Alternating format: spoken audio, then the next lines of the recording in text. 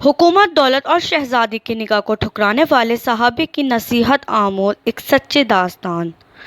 حکومت دولت اور شہزادی سے نگاہ کو ٹھکرانے والے صحابی کی نصیحت آموز ایک سچی داستان۔ حافظ ابن کثیر رحمۃ اللہ علیہ اور حافظ ابن عساکر رحمۃ اللہ عبداللہ بن حذیفہ رضی اللہ تعالیٰ عنہ کا واقعہ بیان کرتے ہیں۔ آپ رضی اللہ تعالیٰ عنہ کو رومی کافر نے قید کر لیا اور اپنے بادشاہ کے پاس پہنچا دیا۔ بادشاہ نے آپ سے کہا کہ تم نصرانی بن جاؤ، میں تمہیں اپنے راج پاٹ میں شریک کر لیتا ہوں اور اپنی شہزادی کو تمہارے نکاح میں دیتا ہوں۔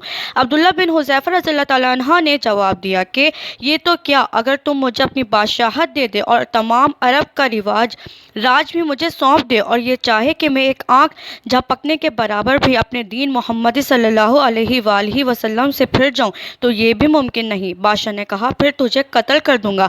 حضرت عبداللہ بن حذیفہ رضی اللہ تعالیٰ عنہ نے جواب دیا کہ ہاں، یہ تجھے اختیار ہے۔ چنانچہ اسی وقت بادشاہ نے حکم دیا اور انہیں صلیب پر چڑھا دیا اور تیر اندازوں نے قریب سے بہکم بادشاہ نے کان کے ہاتھ اور پاؤں اور جسم کو چھیدنا شروع کر دیا۔ بار بار کہا جاتا کہ اب نصرانیت قبول کر لو اور آپ پورے صبر و استقلال سے فرماتے جاتے تھے کہ ہرگز نہیں۔ آخر بادشاہ نے حکم دیا اسے سولی سے اتار لو اور پیتل کی بنی ہوئی دیگ خوب تپا کر آگ بنا کر لاؤ۔ چنانچہ وہ پیش ہوئی۔ بادشاہ نے ایک اور مسلمان قیدی کی بابت ان کو حکم دیا کہ اسے اس میں ڈال دو۔ اس وقت حضرت عبداللہ بن حذیفہ رضی اللہ تعالیٰ عنہ کی موجودگی میں آپ کو دیکھتے ہوئے اس مسلمان قیدی کو اس میں ڈال دیا گیا۔ وہ مسکین صحابی اسی وقت چرمر ہو کر رہ گیا، گوشت پوست جل کر رہ گیا اور ہڈیاں چمکنے لگیں۔ پھر بادشاہ نے حضرت عبداللہ رضی اللہ تعالیٰ عنہ سے کہا دیکھو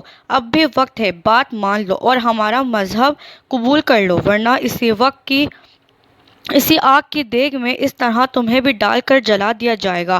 آپ نے پھر بھی اپنے ایمانی جوش سے کام لے کر فرمایا ناممکن ہے کہ میں خدا کے دین کو چھوڑ دوں۔ اسی وقت بادشاہ نے حکم دیا کہ انہیں چرخی پر چڑھا کر اس میں ڈال دیا جائے۔ جب یہ اس آگ کی دیگ میں ڈالے جانے کے لیے چرخی پر اٹھائے گئے تو بادشاہ نے دیکھا کہ ان کی آنکھوں میں سے آنسو نکل رہے ہیں۔ اس وقت اس نے حکم دیا کہ رک جائیں اور انہیں اپنے پاس بلا لیا۔ اس لیے اب اسے امید بن گئی تھی کہ شاید اس عذاب کو دیکھ کر اس کے خیالات بدل گئے ہوں گے، میری مان لے گا اور میرے مذہب کو قبول کر کے میری دامادی میں آ کر میری سلطنت کا ساتھی بن جائے گا۔ لیکن بادشاہ کی یہ تمنا بے سود تھی۔ حضرت عبداللہ رضی اللہ تعالیٰ عنہ نے فرمایا کہ میں صرف اس وجہ سے رویا تھا کہ آج ایک ہی جان ہے جسے خدا کی راہ میں اس عذاب کے ساتھ قربان کر رہا ہوں۔ کاش میرے روئے روئے میں ایک ایک جان ہوتی تو آج سب جانے میں راہ خدا میں اسی طرح قبول کر دیتا۔ ایک اور بعض روایت میں ہے کہ آپ کو قید خانے میں رکھا گیا اور کھانا پینا بند کر دیا گیا۔ کئی دن کے بعد شراب اور خنزیر کا گوشت بھیجا، لیکن آپ نے اس بھوک پر اس کی طرف توجہ نہ فرمائی۔ بادشاہ نے آپ کو بلا بھیجا اور اسے نہ کھانے کا سبب دریافت کیا تو آپ نے جواب دیا اس حالت میں میرے لیے جائز تو ہو گیا ہے، لیکن میں تجھ جیسے دشمن کے بارے میں خوش ہونے کا موقع بھی نہیں دینا چاہتا۔ اب بادشاہ نے کہا کہ اچھا تم میرے سر کا بوسہ لے لو تو میں تمہیں اور تمہارے ساتھ کے تمام قیدیوں کو رہا کر دوں گا۔ آپ نے اسے قبول فرما لیا اور اس کے سر کا بوسہ لے لیا اور بادشاہ نے بھی اپنا وعدہ پورا کر دیا۔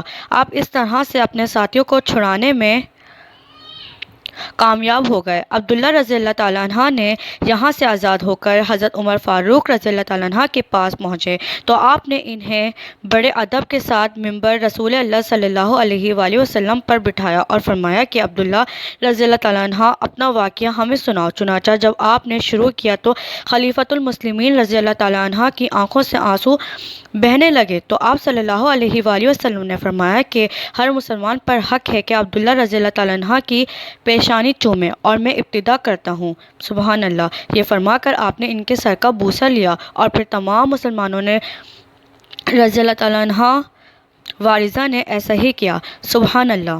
ابن کثیر نمبر 3۔ اگر آپ کو میری ویڈیو اچھی لگی ہے تو اس کو لازمی لائک کریں، دوسروں کے ساتھ لازمی شیئر کریں، میرا چینل لازمی سبسکرائب کریں۔ شکریہ۔ السلام علیکم۔